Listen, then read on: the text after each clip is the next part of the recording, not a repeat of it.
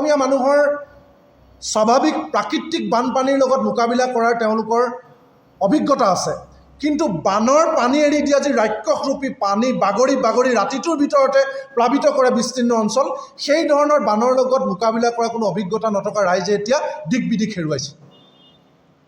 যে সাংঘাতিক ধৰণে পশু খাদ্যৰ নাটনি হৈছে, শিশু খাদ্যৰ নাটনি হৈছে, চিকিৎসাৰ অভাৱ ঘটিছে, খোৱা পানীৰ অভাৱ ঘটিছে, সাংঘাতিক ধৰণে অভাৱৰ মাজত এই বৰ্ণাঢ্য ৰাইজে আমি খবৰ ল'বলৈ যাওঁতে, মাত লগাবলৈ যাওঁতে কান্দি কান্দি তেওঁলোকে আমাক কৈছে।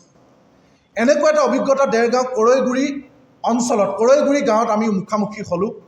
তাৰ কেইগৰাকীমান ব্যক্তিয়ে, মই এই মুহূৰ্তত নামকেইটা ক'বলৈ বিচৰা নাই, প্ৰয়োজন হ'লে মই পিছত ক'ম, কেইগৰাকীমান ব্যক্তিয়ে আমাক জনালে যে তেওঁলোকে পশু খাদ্য লাভ কৰা নাই, তেওঁলোকে চৰকাৰী ৰিলিফো ঠিকমতে লাভ কৰা নাই, আৰু তেওঁলোকে ঘৰলৈ যাবলৈ এতিয়া ভাড়া নাওলৈ যাব লগা হৈছে। চৰকাৰক আমি তেওঁলোকৰ হৈ ক'ব লাগে যে গোহালিত 3 দিনে গৰুৱে ছাগলী একো খাবলৈ পোৱা নাই, যাবলৈ যাতায়াত নাই, ৰাস্তা মথাউৰি ছিঙি গ'ল, আৰু তেওঁলোক অতি কষ্টৰ মাজত আছে। এই কথাখিনি আমাক চৰকাৰক, প্ৰশাসনক জনাবলৈ ক'লে।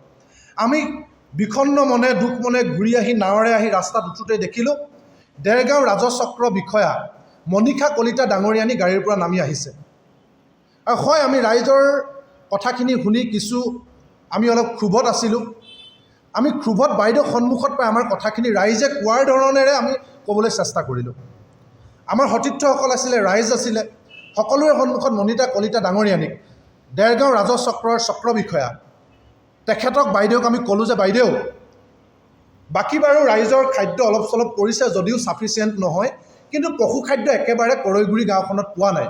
মই সেই 4টা পৰিয়ালৰ নাম মেনশ্যন কৰি ক'লোঁ যে পোৱা নাই, আপুনি অলপ ব্যৱস্থা কৰক। তেখেতে ক'লে যে আমিতো খাদ্য দিছোঁ। মই কৈছোঁ বাইদেউ দিব পাৰে, কিন্তু ডিষ্ট্ৰিবিউশ্যনটো ছিষ্টেমটো ভাল হোৱা নাই। যদি ক'ৰবাত নি ষ্টক কৰি থোৱা আছে তেতিয়াহ'লে আপুনি কিয় ৰাইজৰ ওচৰত পোৱাগৈ নাই ক'লোঁ। মই জেগাকেইটাৰ নাম ক'লোঁ। আমি আশা কৰিছিলোঁ যে বাইদেৱে তাৎক্ষণিকভাৱে আমাৰ পৰা জেগাকেইটাৰ নাম ল'ব, মানুহকেইগৰাকীৰ নাম লিখিব, আৰু তেওঁ বিভাগীয় কৰ্তৃপক্ষ গাঁওবুঢ়াক বা সকলোকে জনাব আৰু এই ক্ষেত্ৰত ব্যৱস্থা ল'ব, কাৰণ দুৰ্গত ৰাইজৰে আহ্বান আছিলে। কিন্তু আমাক আশ্চৰ্যজনকভাৱে মনীষা কলিতা ডাঙৰীয়ানীয়ে মই বিদ্যুৎ শইকীয়া, কৃষক মুক্তি সংগ্ৰাম সমিতিৰ সাধাৰণ সম্পাদক, সেই মানুহৰ মনৰ কথাখিনি মোৰ মুখেদি ওলাইছিল। বাইদেৱে মোক ক'লে তুমি কোন? মনীষা কলিতা ডাঙৰীয়ানী মোক ক'লে তুমি কোন? তুমি ইয়াত এদিন আহি ক'বলৈ কোন? মই ক'লোঁ বাইদেউ, মই বিদ্যুৎ শইকীয়া, কৃষক মুক্তিৰ সাধাৰণ সম্পাদক, মোৰ ঘৰো ইয়াত। আপোনালোকে জানে যে দেৰগাঁও, নৱগঠিত দেৰগাঁও সমষ্টিৰ এটা পঞ্চায়তত মোৰ জন্ম ঘৰখন পৰিছে। গতিকে মই ক'লোঁ মই ইয়াৰে মানুহ, আৰু মই আপোনাক ৰাইজৰ কথাখিনি ক'লোঁ। কিন্তু তেওঁ মোলৈ উদ্যাত্ত হৈ এক প্ৰকাৰ চোঁচা মাৰি আহিলে। আৰু তেওঁৰ লগত যোৱা গাড়ী ড্ৰাইভাৰ প্ৰশান্ত বৰা বুলি শুনিছোঁ নামটোকে ধৰি তেখেতৰ অফিচ ষ্টাফ, তেওঁৰ লগত যোৱা এখিনি ভেৰণীয়া বাহিনী আমাক খেদা মাৰি আহিলে যে তোমালোক কোন, কিয় তোমালোকে প্ৰশ্ন কৰিবা? আমি আচৰিত হ'লোঁ। আমি যুক্তিৰে কথাখিনি ক'লোঁ যে বাইদেউ, এইটো আমাৰ অধিকাৰ, আমি সংগঠন কৰিছোঁ ৰাইজৰ কণ্ঠ হ'বৰ কাৰণে, কিন্তু আমি এই কথাখিনি কমেই। তেতিয়া তেওঁ সকলোকে মাতি কোন তোমালোক, কিয় মোক এনেকৈ কথা ক'বা বুলি এখিনি মানুহ মাতি দি আমাক অপদস্থ কৰিছে, আমাক সাংঘাতিক ধৰণে অশ্লীল গালি গালাজ কৰিছে, মাৰিবলৈ চোঁচালৈ আহিছে। কিন্তু আমি যুক্তিৰে কথাখিনি অতি বিনম্ৰতাৰে উপস্থাপন কৰি থাকিলোঁ। আৰু কোৱাৰ পাছত আমাক বিভিন্ন ধৰণে অশ্লীল গালি গালাজ, তইকে মনীষা কলিতা ডাঙৰীয়া সম্বোধন, তহঁতক চাই ল'ম, তহঁতি আমাক কাজিয়া লগাবলৈ আহিছ, তহঁতি কোন হয়? আমি বিব্ৰত হ'লোঁ আৰু আচৰিত হৈছোঁ। গোলাঘাট দেৰগাঁৱৰ ৰাইজৰ মনৰ কথাখিনি ক'বলৈ যাওঁতে মোক এনেকৈ অপদস্থ কৰা হৈছে, মোৰ সতীৰ্থসকলক অপদস্থ কৰা হৈছে। গতিকে এই কথাখিনি আমি কোৱাৰ পাছত বিভিন্ন ৰাজনৈতিক দল, বিভিন্ন ধৰণৰ তেওঁ ফোন কৰি মানুহ মাতি, আৰক্ষীক মাতি, আৰক্ষীয়ে আমাক বেয়া ব্যৱহাৰ কৰা নাই, কোনেও আমাক বেয়া ব্যৱহাৰ কৰা নাই। কিন্তু বাইদেউ তেওঁৰ লগত যোৱা এখিনি ভেৰণীয়া বাহিনী, তেখেতৰ ড্ৰাইভাৰ প্ৰশান্ত বৰাই আমাক চোঁচা মাৰি আহিছে। আৰু চিনি নাপাওঁ আমি নাম, কিছুমানে আমাক চোঁচা মাৰি বিভিন্ন ধৰণে আমাক গালি গালাজ কৰিছে। গতিকে মই মুখ্যমন্ত্ৰী ডাঙৰীয়ালৈ এটা আহ্বান জনাব বিচাৰিছোঁ। মুখ্যমন্ত্ৰী ডাঙৰীয়া, আপুনি নিৰ্দেশ দিছে মন্ত্ৰীসকলক দুৰ্গত ৰাইজৰ কাষত থিয় হ'বলৈ, আপুনি কঠোৰ নিৰ্দেশ দিছে আপোনাৰ প্ৰশাসনীয় বিষয়াসকলক দুৰ্গত ৰাইজৰ কাষত থিয় হ'বলৈ, কিন্তু এগৰাকী সাধাৰণ সম্পাদক এটা অসমৰ বৃহৎ জাতীয় কৃষক সংগঠনৰ, গণসংগঠনৰ মোকে যেতিয়া এগৰাকী চাৰ্কুল অফিচাৰে খেদা মাৰি আহে ৰাইজৰ প্ৰশ্ন কৰাৰ কাৰণে, তেতিয়াহ'লে সাধাৰণ ৰাইজে নিজৰ অভাৱ অভিযোগ কোৱাৰ ক'ৰবাত অধিকাৰ পাবনে? মুখ্যমন্ত্ৰী ডাঙৰীয়াক মই এই প্ৰশ্নটো সুধিব বিচাৰিছোঁ।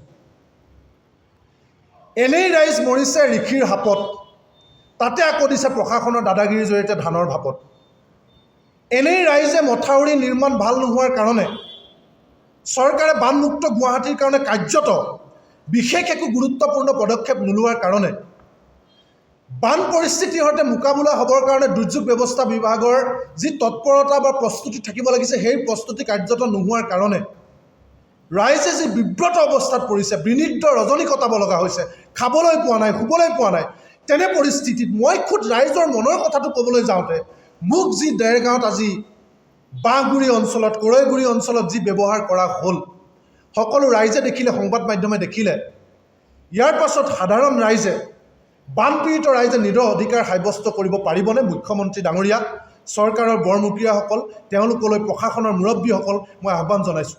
গোলাঘাটৰ আয়ুক্ত মহোদয়লৈ মই আহ্বান জনাইছোঁ যে ডাঙৰীয়া, নিজৰ ইগ' মোক প্ৰশ্ন কৰিব নোৱাৰিবি। এই মানসিকতাৰে যি ধৰণৰ ৰাজত্ব চলাইছে প্ৰশাসনে, চৰকাৰে, এয়া মই বাস্তৱ অভিজ্ঞতা, মই আজি মুখামুখি হোৱা মোৰ অভিজ্ঞতা মোৰ শ্ৰদ্ধাৰ দেৰগাঁৱৰ সাংবাদিক বন্ধুসকলৰ জৰিয়তে ৰাইজলৈ, চৰকাৰলৈ আগবঢ়ালোঁ। বাকী প্ৰশাসন, ৰাইজে আৰু সমগ্ৰ অসমবাসী ৰাইজে গোটেই কথাখিনি শুনিছে। মই ভাবোঁ দ্বিতীয়জন ব্যক্তিৰ ক্ষেত্ৰত যাতে এনেকুৱা একো কৰা নহয়, দুৰ্গত ৰাইজক যাতে ৰঙা চকু দেখুওৱা নহয়, দুৰ্গত ৰাইজৰ অভাৱ অভিযোগ এই জটিল সময়খিনিত আমি দায়িত্ব পালন কৰিবলৈ যাওঁতে এগৰাকী সমাজ সচেতক হিচাপে, এগৰাকী সংগঠক হিচাপে ৰাইজৰ অভাৱ অভিযোগ আমাৰ কণ্ঠ হিচাপে তুলি ধৰিবলৈ যাওঁতে যি আমি অভাৱনীয়